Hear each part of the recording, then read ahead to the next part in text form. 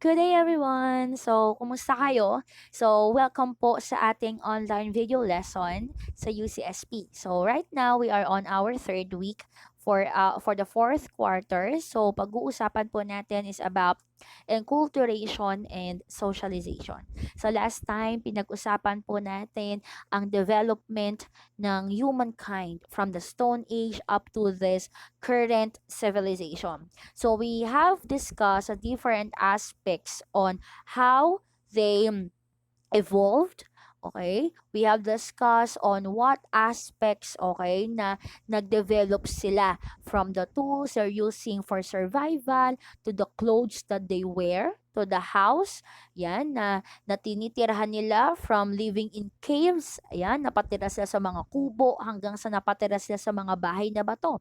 Okay, maging pinag-usapan din natin last time yung evolution ng civilization and then their government. But then, have you ever asked yourself on how do you think humankind still exists today? Ayan. Napapatanong ka ba minsan na bakit kami tao pa rin ngayon, no? For so million years that have passed na na-create or na-evolve po ang mga tao according sa ibang theory. Hanggang ngayon, March 26, 2020, ayan, may mga tao pa rin na nag-e-exist ngayon. Natanong mo ba yun o wala kang ginagawa, nagti-TikTok ka na lang, lagi-lagi, wala ka ng time mag-isip, okay? Nakakalungkot ko gano'n, pero sana ngayong araw na 'to, mag-isip ka naman, ayan, kasi po makakalawang po ang ating isipan kung hindi po ito gagamitin. Ayan, so I'm gonna give you the answers. So the possible answers, why do humankind still exist until today? Because of enculturation and socialization. Ayan. So, ano ba pag sinabi nating enculturation? It happens when cultural knowledge is passed on to the next bearer. Ayan. So, it is more on about cultural diffusion or spreading or passing on a certain culture from one generation to another, or from one culture to from diffusing a culture from one group of people to another. Okay, so when we say socialization, it takes place naman when prospective culture bearers learn the body of knowledge and skills through education, training, exposure, and experience. So it has a broader perspective. When we say enculturation, ang naipapasa lang po dito ay yung kultura, the values. Okay, how to use a spoon and fork, how to speak to other people politely, to elders, to your same age people, okay? So, naipapasa lang po, okay, yung kultura from one person to another, that is enculturation. But socialization is another thing. Okay, because as a person, okay, na merong daladalang sariling kultura, you are not only living the life you had through carrying the culture na meron ka, but you are continuously learning the body of knowledge. You are continuously being shaped by the society, okay, for you to be accepted, for you to grow, for you to be successful, and for you to have the sense of belongingness to the community na meron ka. So, living a life is not only about receiving the culture that other people have. Okay? So, sabihin natin na alam mo ang kultura na meron ang mga taga Benguet, pero hindi mo alam kung papaano ka makikitungo sa kanila. Okay? Alam mo lang, basically, yung kultura na meron sila, pero hindi mo alam. Okay? You are not aware of what way, okay, na dapat na kinakausap sila. Malambing ba? Pasigaw ba? Padiretso ba? Patagalog ba? Or in any way, okay, na maiintindihan nila, okay, at mapaperceive nila in a friendly matter. Okay? Because there are some, there are some people from different provinces na yung todo ng pananalita mo, naturally, ay iba yung perception na meron sila. So, kapag sinabi mo, pengi naman ako ng tubig, di ba? Probably, iba yung interpretation nila doon, iba yung interpretation nila doon depending on the tone na meron ka. So, you were able to to make herself be belonged in a certain community kung ikaw po ay nakikipag-socialize. If you learn continuously and being shaped continuously, okay, through education, training, exposure, and experience, and learning all these things and learning everything about the society and not only the culture itself. Malinaw po ba yon? So, ibig sabihin pala, in socialization, kailangan ipasok natin si enculturation. Okay? Pero hindi mo po pwedeng sabihin na porket natutunan mo na ang certain culture ng isang tao, alam mo na ang pagkatao o identity ng grupo ng mga tao na to. Unless you socialize, unless you learn, unless you expose yourself wholly on their society. Doon mo po masasabing na kilalang kilala mo na po ang identity ng mga tao na sinasabi mo. Okay? So, like this one. Ayan. So, for example, a flower vase is being created by a potter. So, ngayon, ang potter na yung gumagawa ng flower vase ay yung society at yung flower vase ay ikaw. So, hindi ka po magiging isang magandang flower vase na magiging kapaki-pakinabang in a community if you are not being shaped with the society. So, ganyan po, okay, yung sinasabi nating socialization. It is more on shaping an individual. Okay? Nakakita ka na ba ng isang doktor na naging doktor dahil nag-self-study siya? Hindi po. Hindi pa. Never pa ako nakakita ng ganon. At wala pong magiging ganon kung iisipin natin. Okay? Hindi po tayo matututo. Do you think you could learn this kind of things without a teacher teaching you? O hindi naman kaya? Matututunan mo kaya itong mga bagay na to if there is no one to write the history, if there is no one or no anthropologists, geologists who will write books para maipasa sa iyo yung knowledge na meron sila.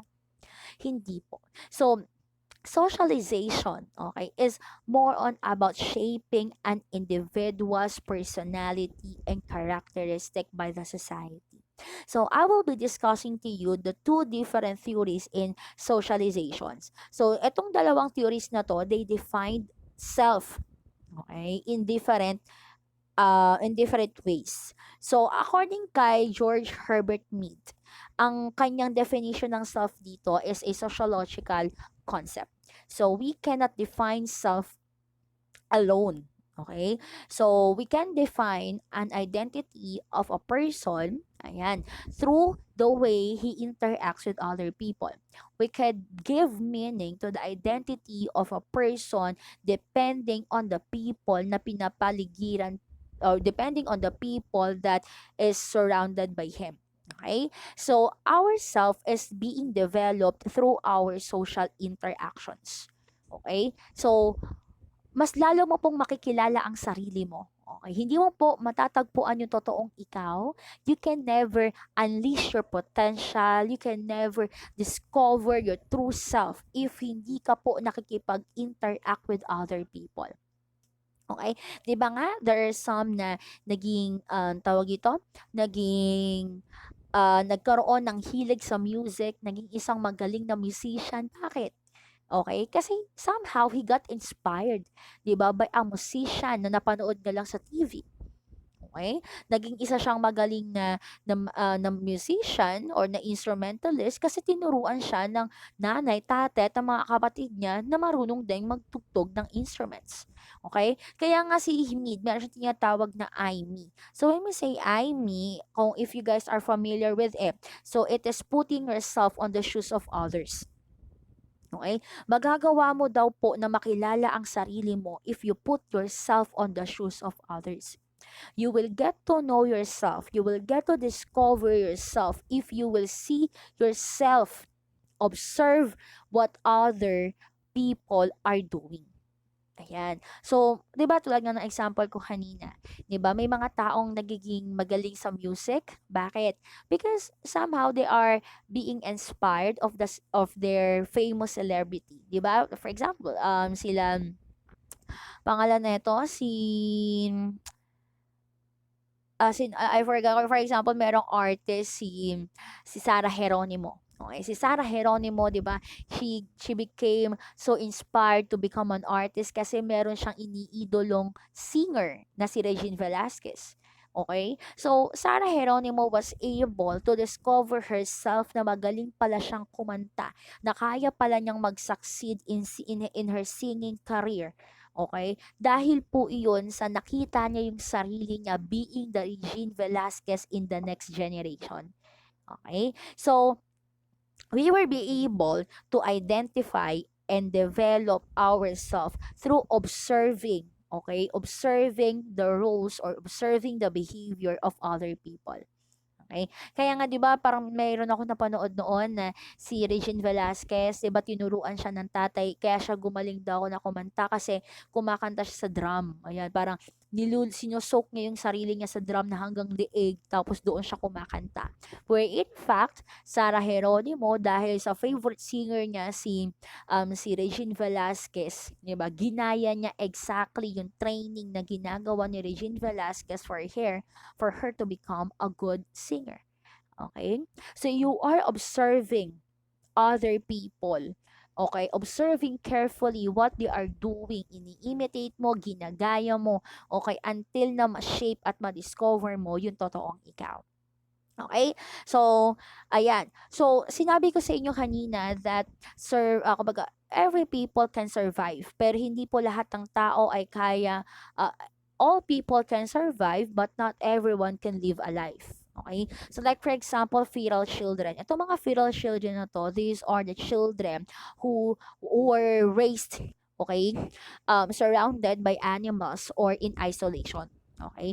So, like for example, etong Syrian gazelle boy na to na na-discover or natagpuan po ng isang anthropologist si Jean-Claude Auger noong 1960. So, etong feral child na to, ayan, so napansin daw nito ni Jean-Claude Auger para daw siyang isang gazelle kung kumilos. Okay, yung ngipin niya, parehas ng gazelle, yung mga pagkain na kinakain ng isang gazelle, herbivore siya, ayan, kinakain niya, yung the way siyang maglakad, hindi niya halos ginagamit yung dalawang paa niya, he is crawling, he is running and walking using his both hands and the both knees or the both feet. Ayan. So, kung makikita natin that this boy probably is surviving. Tama ba? Nagsusurvive siya. Isipin nga natin sa picture na to, no, na para na siyang adult at this point of time or teenager. So, may edad na siya. Okay, yung nakuha nito way back no 1960. So, basically, nag-survive po ang tao nito. But do you think that this person can be used socially outside of the forest? At tingin mo ba magiging useful at kagamit-gamit po ang isang tao na to in workplaces, in corporate worlds? Possible po, hindi. Okay? So, ganun po kaimportante ang socialization. Ganun po kaimportante na tayo po ay nasi-shape, okay? Nasi-shape po ng ibang mga tao. Ganun po kaimportante that there are other people that we are looking up to na ginagaya natin yung behavior at attitude nila. Okay? Kasi po kung ang ginagaya mo po ay mga hayop at mga bagay na hindi po totoo o hindi po tao, basically, yun din po ang magiging resulta ng behavior mo. At kapag ganun po ang naging resulta ng behavior mo na nag-ugali ka as an animal, you cannot consider, okay, yourself as a social being. You can be a human being pero hindi ka social being. So meron pa akong isang nabasang case report about this. So, merong isang bata na feral child din siya. So, yung bata na to, actually hindi siya as in total isolation. Ang kasama niya lang doon sa tawag dito, sa chimenea or dun sa parang pinaka-upper room ng kanilang bahay is yung nanay niya na deaf and mute. Okay? So ngayon, itong bata na 'to, lumaki siya, okey, nakasama niya yung mother niya na deaf and mute sa isang bahay. So natagpuan po ng mga social workers itong bata na 'to, kasama po yung nanay niya. So nag-survive po yung bata, pero hindi po siya nagfa-function socially. What do you mean by hindi siya nagfa-function socially? Hindi po siya marunong magsalita by the age of 12 years old. Hindi po siya marunong, mag-facial expression. Hindi po siya marunong, kumbaga hindi niya po kayang maipakita yung galit, sa mukha niya kapag naiinis siya, hindi niya po kayang tumawa sa joke, hindi niya po kayang, yun, tumawa sa joke, tumawa kapag masaya, hindi po siya makalakad, gumagapang lang po siya. Okay? So, kung iisipin natin, yung mother niya kasi na deaf and mute, okay? So, hindi sila usually nalabas ng bahay. So, parang hindi siya nurture ng maayos ng nanay niya. Kaya kasi nakakulong lang sila. Nakakulong lang yung bata na yon doon sa certain part ng kwarto na yon. So, hindi talaga siya nagkaroon ng exposure with other people aside doon sa nanay niya na hindi naman din siya hindi rin naman siya kayang turuan na magsalita. Okay? So, hindi po nakapagsalita yung bata na yon until 12 years old. So, yes, we can survive as a human being, but according to Mead, now we cannot become social beings unless we are exposed, we are shaped by other people. So, sana naiintindihan nyo na siya. Okay? So, meron tayong three stages of self-development. Paano kaya tayo si shape? Sabi ni Herbert Mead, paano tayo shape as an individual by our society? So, una, dapat makita pala muna natin. Okay, so, dapat pala makita na muna natin that this is you. Ito ka. Okay? So, ang nangyayari po dyan is, sa theory po kasi ni Herbert Mead, it is more on about having different people around you that serve as your role model. Okay? So, ang tao daw o ang tao nasa shape ng society, okay? Meron siyang tinatawag na mga role model wherein this person na subject po ng learning ay yung tinatawag nating observer. Okay? Ganyan po yung thought na sinasabi ni George Herbert Mead na shape daw tayo that we are only able to learn and be shaped as an individual. Okay? Magagawa mo lang daw po na ma-discover, malaman, ma-maximize yung self na meron ka if you observe the role models that you have around you. Okay? So, malinaw po ba yon? So, it is more on observing the role models that you have in your life. So, you are being shaped, okay, as a person through the role models that you have in your society. At wala ka pong ibang ginagawa as a subject of learning kundi what? Observe. Okay? So, kumbaga, you were able to be shaped through observation. Okay? To the role models that you have in your society. Okay? So, the first thing that we have is, the first stage is imitation. So, ang una daw po na ginagawa ng mga bata, okay, in the process of shaping themselves, in the process of being shaped by the society is imitation. It is mimicking what the adults are doing around them. So usually itong mimicking na to o yung paggaya na to, ang role models lang ng mga bata dito, ay yung kanilang mga mother, father, and other siblings kung meron man. Okay, so these are the people, okay, o kumbaga, ang kanilang source lang of imitation is their family. Okay? So, for example, ito yung pinakamababang level ng stage of self-development. Kasi at this point, ginagaya lang ng mga bata yung ginagawa ng pamilya nila, but they are not, okay, i-ano na lang natin, i-erase na lang natin to. Okay, so they are imitating what the adults are doing around them without full understanding about the meaning.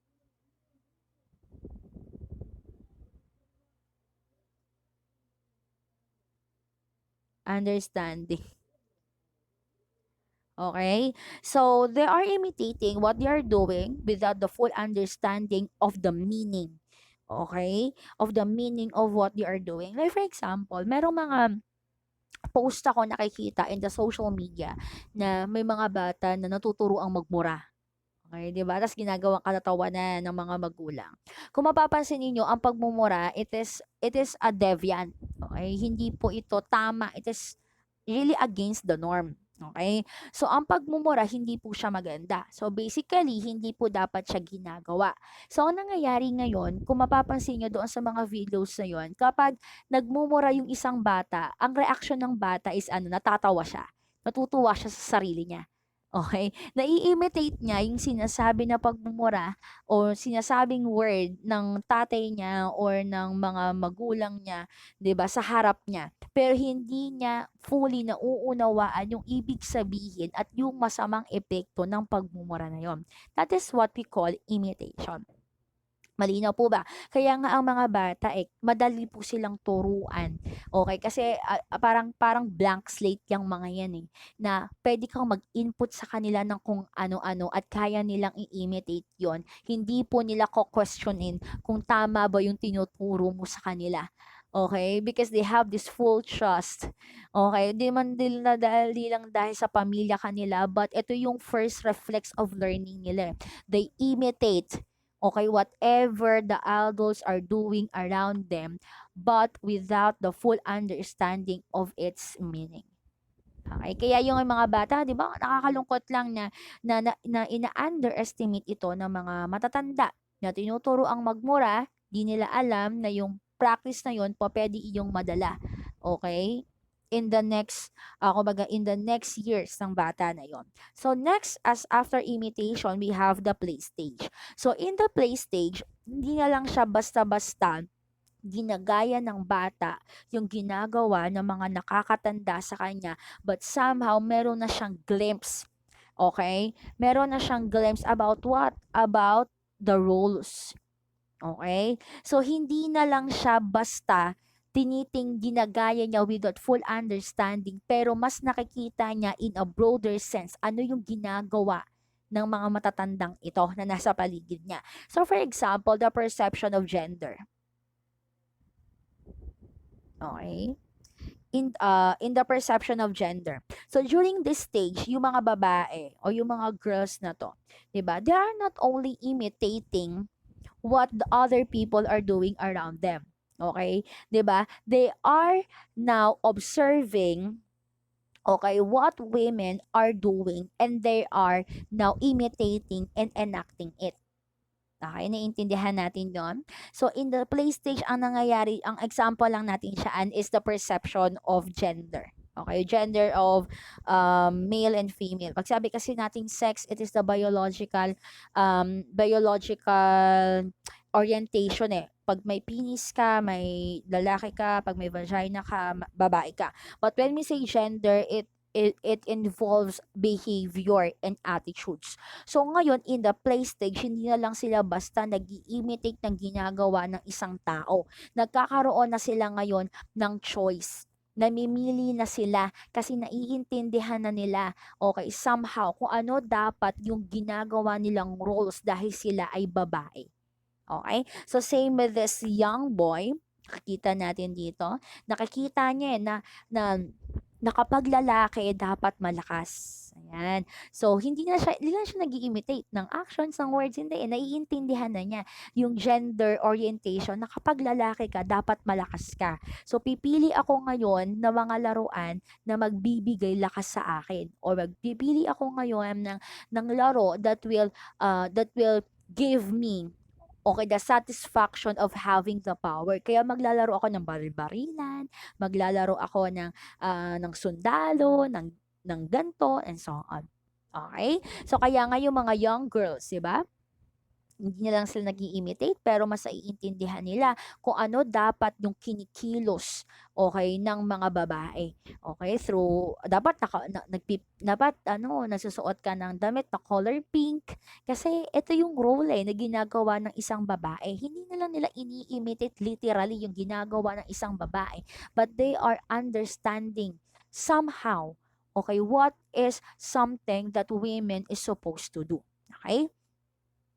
So next, ayan, the next stage and the last one is the game stage. So sa game stage, it is broader.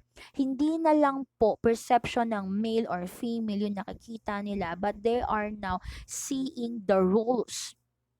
Okay? They are now seeing the roles of others.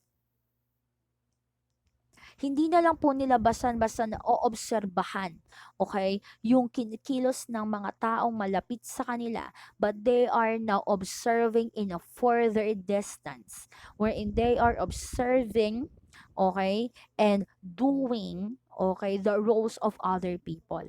Ayan. So, ito na nagkakaroon ng sense of identity somehow ang mga tao, na dahil sa nakita mo na, uy, lalaki ako, tapos ang amazing ng isang pulis, ayan. So, parang gusto ko na rin maging pulis, kaya ang pipiliin kong mga laro, baril-barilan. Ang magiging paborito kong tao, si Cardo, paborito kong movie, Probinsyano, 'di ba? So, nagkakaroon na ng somehow full understanding on the roles, not only on the people who are close to the subject, but also to the roles outside their homes. Okay? So, yun po yung tinatawag natin. So, una, meron tayong imitation. Hindi natin, when we say imitation, minimimic lang, ginagaya lang, literally, yung ginagawa ng adults, but without the full understanding of it. Okay? So, after that, hindi na lang sila nag-imitate, but they are somehow understanding the roles, okay, and the orientation, okay, of the gender. Example natin yung kanina, that the adults are doing. So, play stage, ang kanilang mga role model dito ay the same pa rin, family pa rin, o yung mga kamag-anak na malapit sa kanila. But during the game stage, they were able to understand more.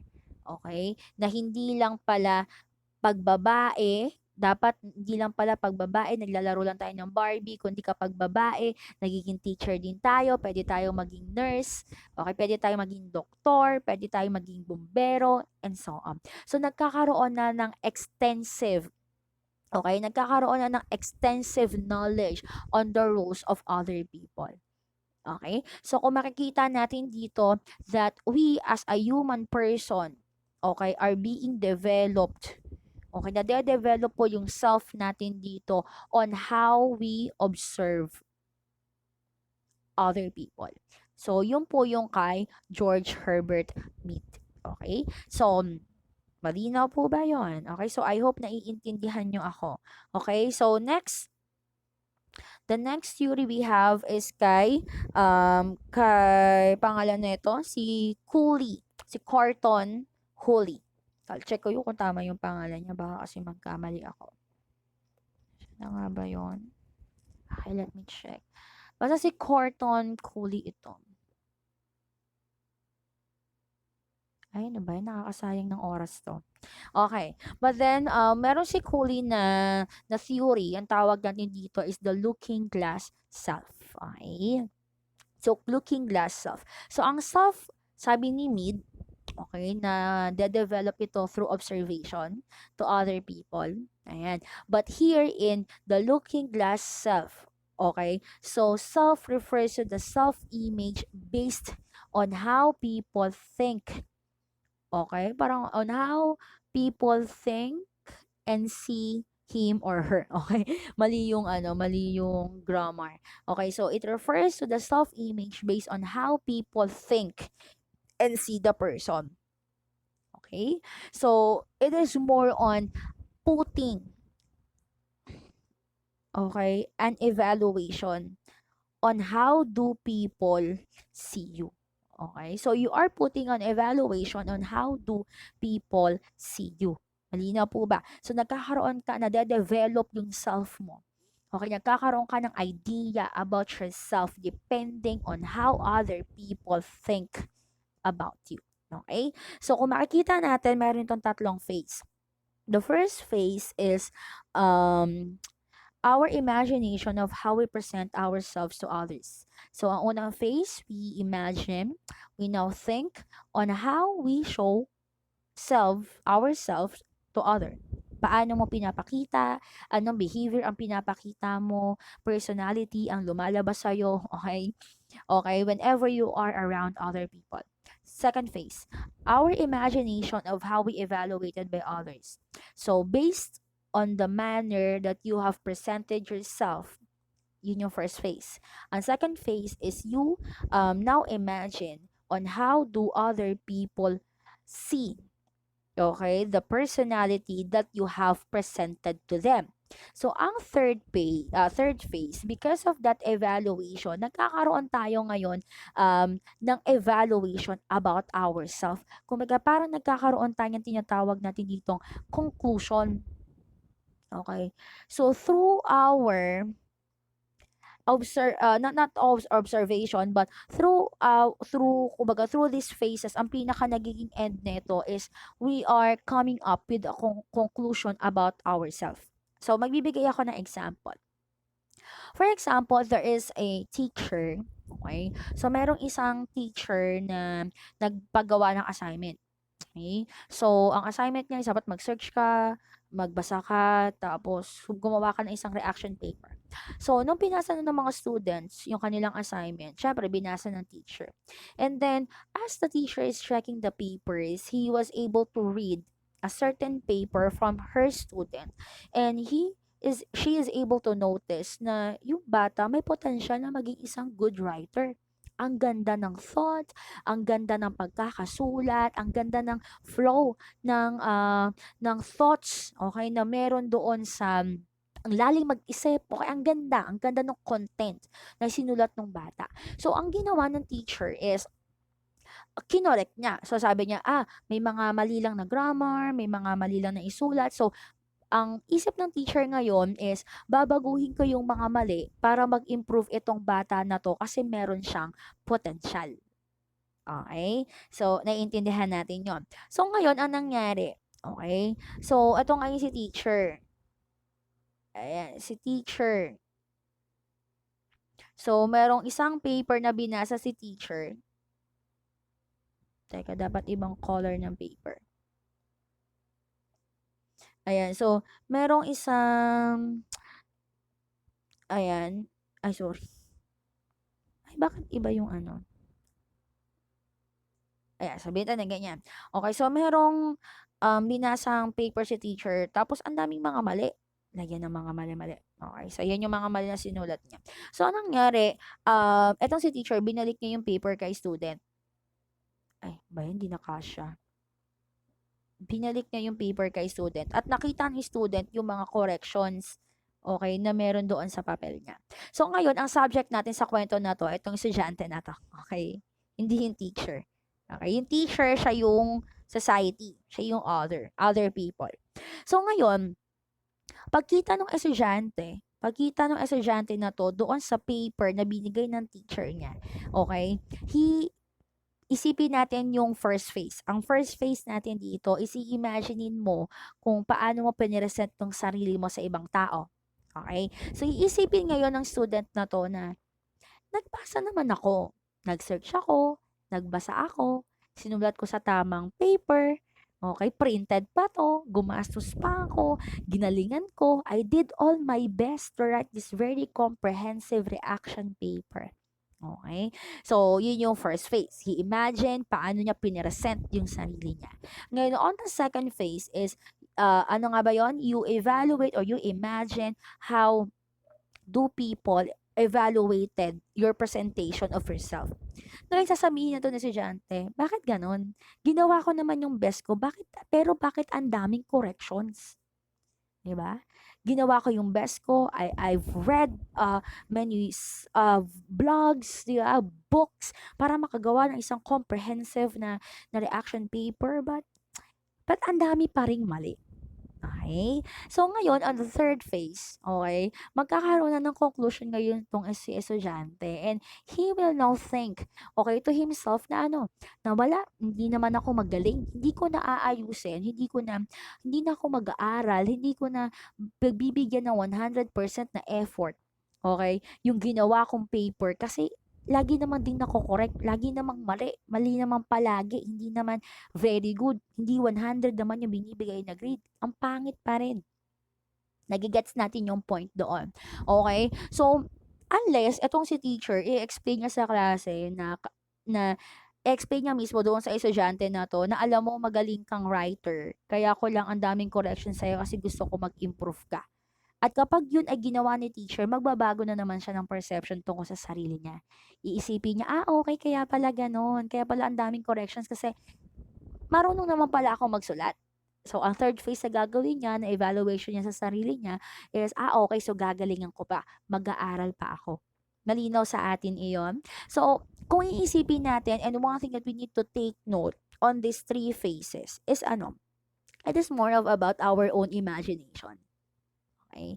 So basically, ang theory ni Cooley, okay, he believes that we are not influenced by the opinions of others, but we are influenced by what we imagine the opinions of other people to be. Okay? Hindi ka naman talaga, hindi ka naman talaga naaapektuhan sa sinasabi ng iba. Naaapektuhan ka lang sa kung paano mo i-perceive, paano mo i-imagine, okay, yung sinabi ng ibang tao tungkol sa'yo. Okay? So, 'di ba tulad dun sa example natin kanina, nakikita pa ba 'yon? Hindi na. Okay, dun sa example natin kanina, 'di ba? Na na ang ganda ng intention ng teacher, eh. 'Di ba, na i-correct ang paper kasi may potential talaga na maging good writer ang student, pero may maling interpretation, okay, si estudyante na nag-create ng false, okay, na nagresulta ng false perception about himself. So, ibig sabihin pala yung self natin, it is not actually literally affected on how other people react to us. It is only the way on how we imagine, okay, the opinions of other people to be. Malinaw po ba yon? Okay? So, like for this one, di ba, isipin mo mirror to, nakikita mo yung reflection mo dito, or humarap ka, o tumingin ka sa isang mirror na malapit sa'yo. Okay? And you are seeing yourself, di ba, sa reflection ng mirror na to. Okay, ano kaya sa tingin mo? Okay, ano kaya sa tingin mo yung nai-imagine mo na perception at opinion ng ibang tao sa'yo? Based on how you present yourself to them. Okay. So, ito yung extra credit natin sa recitation ngayon. So, gusto ko na maglista ka. Gusto ko na gawin mo. Tumingin ka sa harap ng salamin. Tapos, think very carefully on the 5 things that you imagine other people thinks about you. Depending on how you present yourself to them. Okay? So you need to use the tawag dito, you need to use the 3 phases pero hanggang 2 lang. Okay? Wag na muna yung hanggang 3. So dun sa hanggang 2 na lang muna. So ano sa tingin mo yung paano mo na-imagine yung sarili mo facing other people? So phase number 2 is how do you imagine other people think about you? So ang gagawin mo ngayon is you need to enlist the 5 things that you imagine other people think about you. At yung 5 things na yon, ayun ay i-comment mo, okay, sa comment box ng video na to. Okay, sa YouTube mo na lang siya i-comment, wag na sa Facebook. Okay? So, this will serve as your extra credit recitation. Ayan. So, next. Ayan. So, ang yung ating enculturation and socialization, may iba't iba pong resulta ito. Okay? It creates different results, the enculturation and the socialization. Okay. Okay. Ayan. So, first we have here the identity formation. Okay? So, you are able to create an you are able, but an identity is formed to you, okay, because you socialize to other people. Okay? So, yung identity mo, pagiging isang madaldal at pagiging isang maingay na tao, pagiging extrovert na tao, yan po ay resulta ng relationship mo sa ibang tao. Okay? So, like for example, ayan, sa amin, madaldal ako, inaamin ko, I have the identity of being so talkative, okay? Because I was born in a family na lahat kami talkative. Okay? So, may mga tao na tahimik kasi yung parents sila, ganun din. Okay? So, your identity is being formed, okay? Because of how you socialize to other people. So, nagkakaroon ka ng tinatawag nating self-concept or the awareness of your physical, psychological, and mental attributes. Okay? Nabubuo yung identity mo. Okay? Nabubuo yung identity mo because of how you socialize, communicate, and interact with other people. So, next we have the norms and values. isa sa mga resulta na ito, okay, siyempre group of people para makapag-socialize ka ng maayos. Okay, for you to be shaped harmoniously by the society, kailangan merong norms and values. Okay? So when we say norms, these are culturally determined rules that guide people. Ayan. So, ulit na lang tayo. Pag sinabi natin norm, these are the principles or guidelines that people follow for them to live harmoniously. Okay? So, hindi po mabubuo ng maayos yung identity mo as a person. Okay? If there is no norm that is being followed, okay, in a community. For example, yung identity mo as a Filipino. Okay? You could consider yourself as a Filipino. Bakit? Because of the norms. Okay? That you follow. At nakikreate, okay, in your Filipino identity. So, mayroon tayong natawag na prescriptive and prescriptive norms. When we say prescriptive norms, these are the norms that we must do. Okay? So, like for example, pag sabi ng po at opo, ayan, meron tayong tawag na folkways, 'di ba? Na dapat kapag ikaw ay nasa formal dining, dapat naka-formal dress ka, naka-formal attire ka, at hindi ka dapat naka-swimsuit. Kapag ikaw po ay naka-swimsuit sa isang formal dining, yun po yung tinatawag nating prescriptive norms or the norms that we should not do. Okay? So, malinaw po ba yun? So, for example, neto ang prescriptive norms, mga folkways ito, and then yung mga prescriptive norms, ito yung mga mores na tinatawag natin. Okay? So when we say values, these are culturally defined standards that people use to decide what is desirable, good, and beautiful. Ang norms po, ito po ay principles at guidelines, okay? Po, para maging maayos ang isang community. When we say values po, okay, this based actually on the decision of a person para mas mapabuti pa yung relationship niya to other people. Malinaw po? Ang norms, ginagamit po siya para mag-unite harmoniously, maging maganda po ang product ng shaping ng society sa'yo. Okay? When we say values, ito po ay para mas mapabuti yung relationship mo sa ibang mga tao. That is what we call values. So, according to Jaime Batulaw, so meron tayong iba't ibang values in the Philippines. First ay emotional closeness and security in a family. Yan. So, ito yung mga close family ties. Kung mapapansin mo, normal to sa isang pamilyang Pilipino na hindi lang nanay, tatay at mga anak ang nakatira sa isang bahay, but nakatira si tita, tito, lolo, lola, pinsan. Yan. So, hindi lang po ang dahilan ay kahirapan, pero may mga dahilan din dito na, alam mo yon, na ayaw malayo.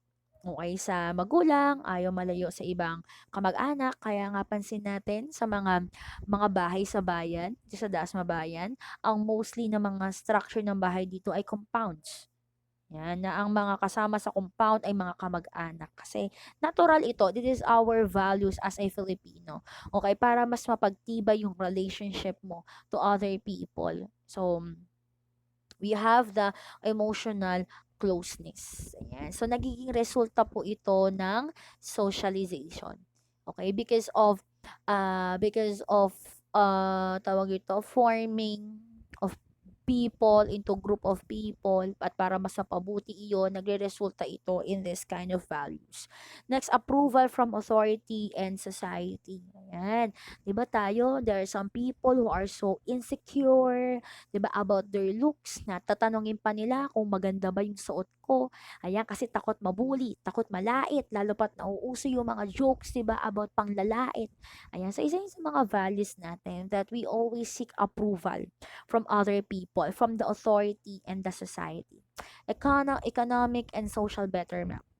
Okay? Isa sa mga values natin dito is we tend to be tawag ito, aspired. Ayan. So, tayo ay masyadong determinado. Ayan. Tayo mga Pilipino, kaya nga tayo masisipag tayo eh. Na kahit na teacher ka sa Pilipinas, 'di ba? Tatanggapin mo na maging domestic helper ka sa ibang bansa kasi gusto mong yumaman. Kasi gusto mo na mabigyan, 'di ba, na magandang kinabukasan yung pamilya mo. Okay? So, patience, endurance, and suffering, yan po ay isa sa pinaka-evident po na values nating mga Pilipino. 'Di ba? If you guys could notice na ngayon meron tayong NCOV-19 that is so serious, that is so frightening somehow, pero dapat hindi tayo matakot. Pero ngayon, kahit na merong serious na outbreak na nangyayari sa Pilipinas, 'di ba? Makikita mo ang mga Pilipino may time pa rin mag-TikTok. Ayan, 'di ba? Ang mga Pilipino may time pa rin na may time pa rin na gumawa ng mga memes about sa mga politiko, 'di ba? So, we tend to find positive things out of the bad things na nangyayari sa atin. We are so resilient, okay, when it comes to all the sufferings that we have experienced. Isipin mo ba naman, tatlong bansa ang nanakop sa Pilipinas, di ba, during the old times. Ewan ko na lang kung hindi tayo maging resilient, okay, because of that. Di ba, pansin mo, pansinin niyo kahit na, bumaha may mga balita dati 'di ba, na kahit nabaha sa isang barangay, ang ginagawa ng mga bata 'di ba, imbes na manatili sa mga bahay, what they're actually doing is nagsi-swimming, ayan, ginagawang beach 'di ba, ginagawang ilog, 'di ba, yung bahang lugar na yon. So, we are very well known in this kind of values, okay? At ito po ay resulta, okay, on how the society shaped us. Okay. So, ito ang values na to, na-create ito. Ito po ay resulta lamang po kung paano po tayo shape ng ating society. Okay? So, without the society, we will not be able, okay, to have these values. At kung wala tayong values, wala tayong identity as a Filipino. Diba? If we don't have the values, we will live in agony. We will live in killings, diba? In stealing things kasi wala tayong norms because we are not being shaped with our society. So possible that one of the reasons kung bakit meron pa ring tawag dito, humankind existing up until today because ang galing lang kung paano tayo na shape ng ating society.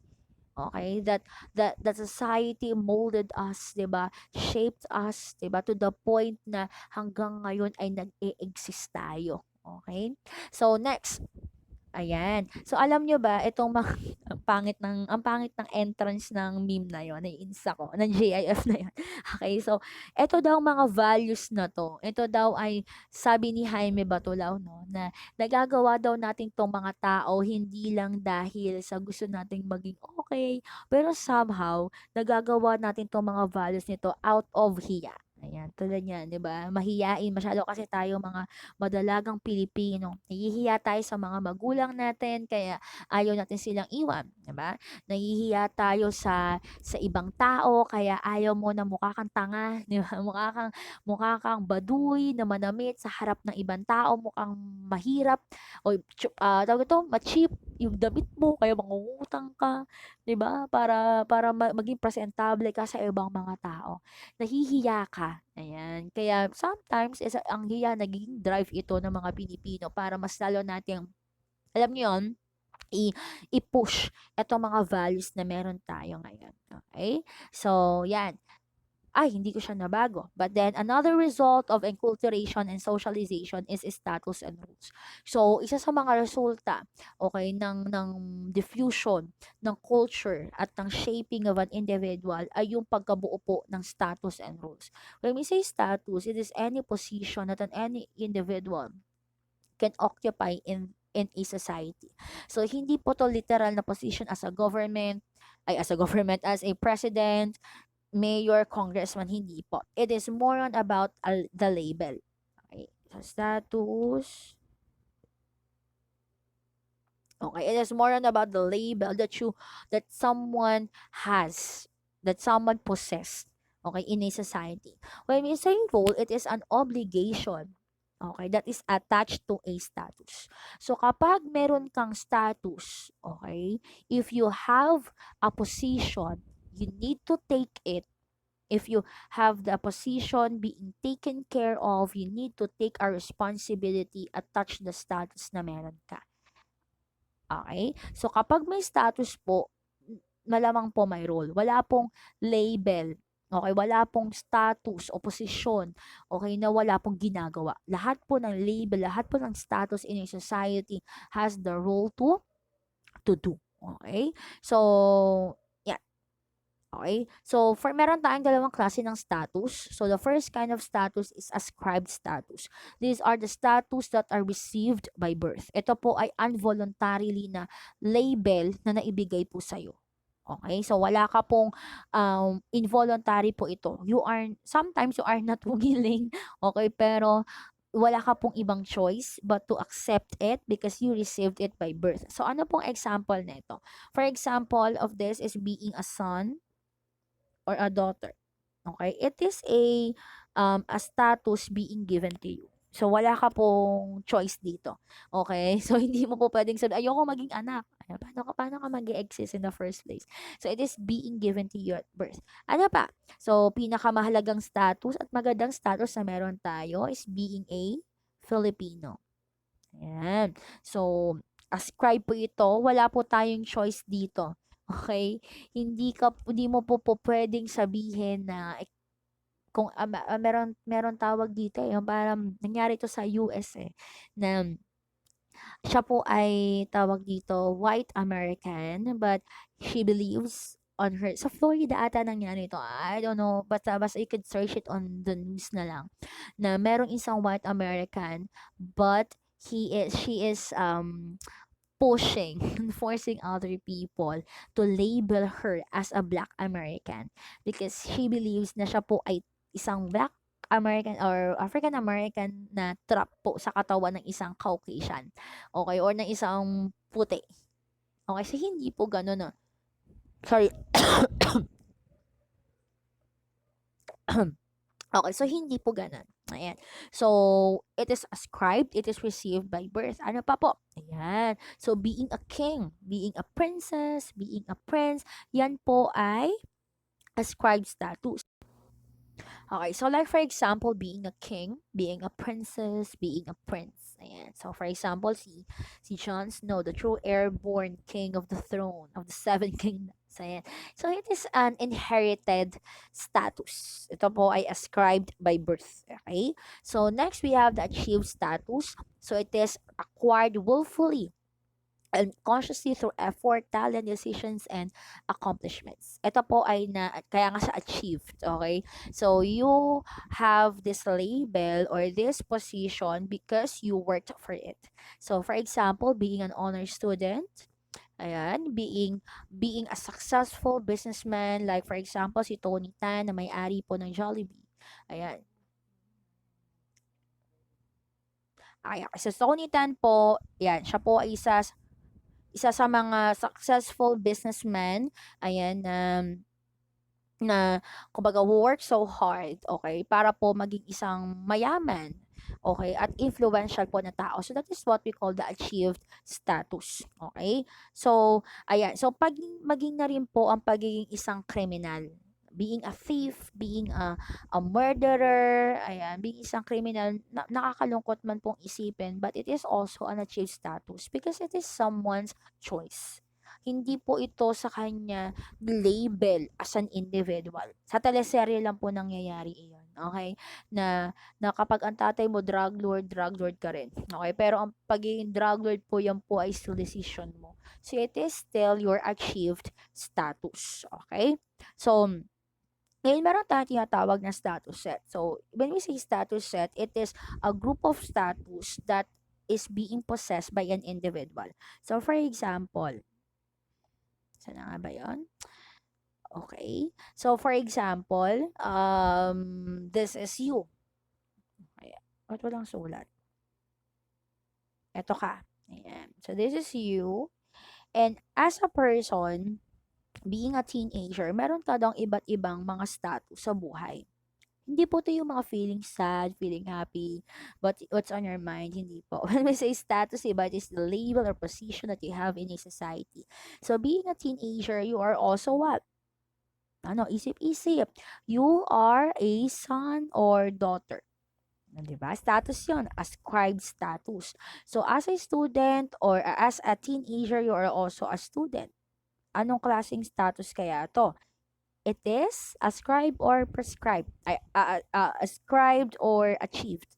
It is achieved because it is everyone's voluntary, tawag ito, voluntary decision to become a student. Okay? So, as a teenager, ano pa yung role na pwedeng meron ka? You are a status of being a friend. Ayan. So, meron kang status, sabihin natin, ikaw ay officer.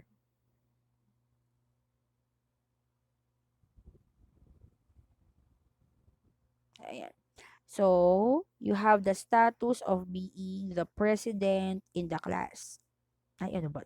Sorry for my handwriting.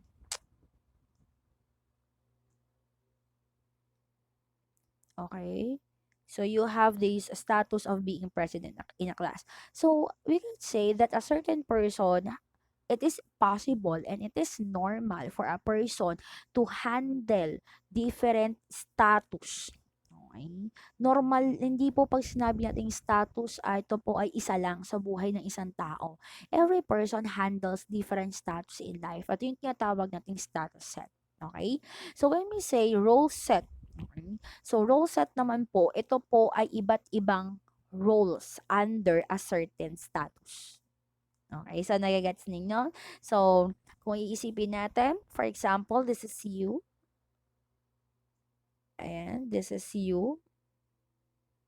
Tapos, dalawahin na lang natin, no? You have a status of being a son and a student. Okay. So, status mo to. Okay, so when we say role set under this, sorry. So, in this set, so we could say that under the status, meron ka pong iba't ibang roles na ginagampanan. Okay. So, as a son, ano ang mga role mo? It is to respect your parents. As a son, ikaw ay panganay, kaya ikaw ay may responsibility to do household chores, alagaan si kapatid, okay? Be the protector of your siblings and the family.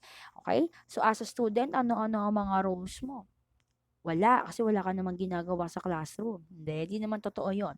So, as a student, you also have different roles like studying. Hindi ka lang nag-aaral sa classroom, tama? You are also accomplishing, okay, task. Ayan, mga papers, you are making relationships with your teacher, with your classmates. Marami ka pong ginagawa as a student. Okay? So ngayon, ang nangyayari dito is since ang isang tao ay nag-handle ng maraming status na nagdadala ng maraming roles, ang nangyayari diyan is ang isang tao ay nagkakaroon ng tinatawag na role strain. Okay. May mga nagkakataon na itong sa certain status na 'to, nagkakasabay-sabay yung mga roles na ginagampanan nila kaya nagkakaroon ng role strain. But it happens normally for a person, okay. Hindi po ibig sabihin niyan na dahil ikaw ay nakaranas ng role strain, hindi mo na po gagampanan yung ibang roles na meron ka, just for you to focus on this one. There are a lot of things that you can do so that you could effectively, okay, effectively accomplish and be responsible in taking the roles na meron ka in a certain status that you have. Okay? So, meron tayong time management. You can set priorities. Hindi naman lahat ng mga roles na yan ay pare-parehas ng priority. Marami po tayong may mga roles po na parehas na mahalaga pero hindi po lahat urgent. Tama? So, tawag ito, hindi po lahat ang mga roles po natin sa buhay ay lahat po 'yan ay importante, pero 'yan po ay dapat may organization depende sa kung ano ang pinaka-priority mo. Okey, i-organize mo sila pero, kung sino ano ang mas pinaka-priority mo, okey, pinaka-urgent, pero ang ending pa rin nito is magagawa mo pa rin silang lahat kasi importante sila, but you just managed it very well. Okay? So, yeah, that's it. I think we are done with our discussion for this week. So, I hope marami po kayong natutunan. So, do not forget to write the comment in the comment box yung tanong ko kanina. Okay? So, I pray na na you keep yourself safe together with your family. So please let us continue to pray for our nation. And then God bless everyone. See you next week. Okay.